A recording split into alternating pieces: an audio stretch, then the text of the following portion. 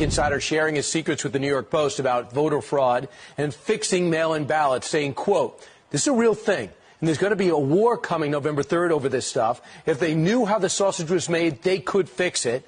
Maybe that's the point of this story. Joining us now, the reporter who got the interview, John Levine. John, first off, what made you convinced that this guy was for real, or this person was for real? You know, it's just, he came to us. Well, first, Brian, thank you for having me on the show. I'll say that he came to us, and it was the level of detail he was able to offer and the story he was able to tell. And, you know, obviously we had to keep him anonymous because, you know, he would face, you know, very severe prosecution for some of the stuff he was talking about.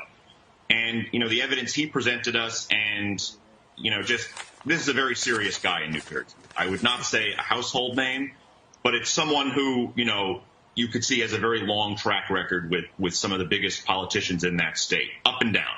And, you know, once he started talking and once it sort of came from the horse's mouth, it was both, it was revealing, but also chilling, I would say. So we see what you right. do. I mean, it flawed me, and then it wasn't surprising to see the Fox and Friends Weekend do it and talked about your story.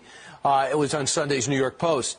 So you talked to this anonymous source, and he says not only has he done it himself, he trains others to do it in New Jersey, Pennsylvania, as well as New York.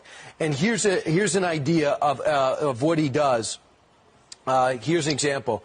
A Democratic operative. It's a real thing. There's going to be a blanking war come November 3rd over this stuff. And if they knew how it's done, this is how they could fix it. And one of the areas in which you delve into it, how they do it, is the envelope is much more foolproof than the ballot. The key is getting the envelope, correct?